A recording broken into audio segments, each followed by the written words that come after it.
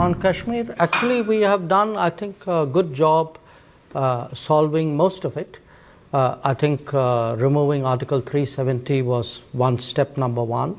Holding elections, which were done with a very high turnout, was step number 3. I think the part we are waiting for is the return of the stolen part of Kashmir, which is on the under illegal Pakistani occupation. When that's done, I assure you, Kashmir solved.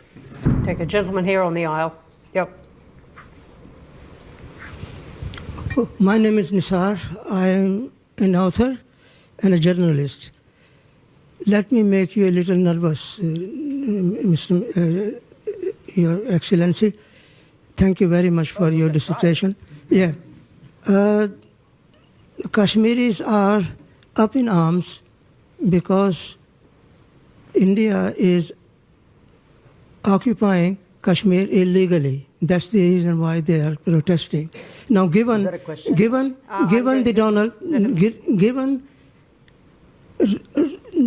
Mr. Trump's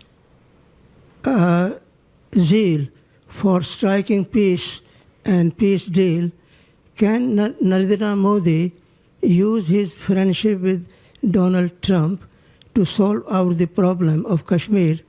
There are 1 million soldiers stationed in Kashmir to control 7 million Kashmiris.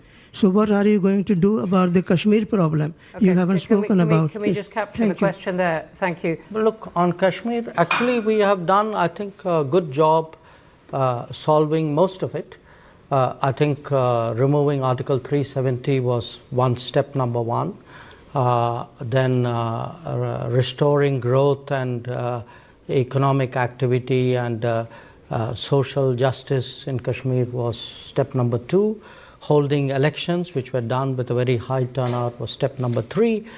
I think the part we are waiting for is the return of the stolen part of Kashmir, which is on the under illegal Pakistani occupation. When that's done, I assure you, Kashmir solved.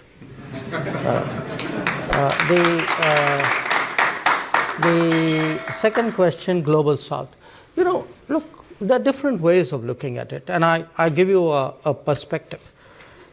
What do countries in Global South largely want? They want more options. They want more experiences to compare, relatable experiences. They would like to get into relationships which actually help them build their society on a sustainable basis. So forget India, China for a moment.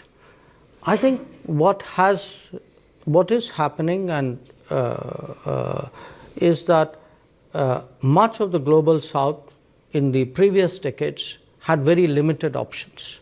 You know, they either had Western options, they had multilateral development banks, which were in a way associated with it. Within the Western options, they had maybe some subsets out there.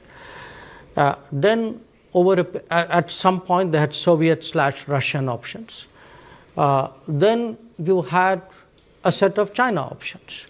Now today, if there are Indian options, I would argue that actually it's better for the Global South. It's not worse, because they now have many more possibilities to choose from.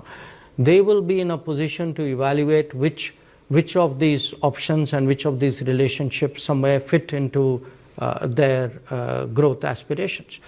And I can certainly say, you know, where India is concerned, we have today projects in almost 80 countries of the Global South. We have delivered actually about 600 significant projects in the last many years.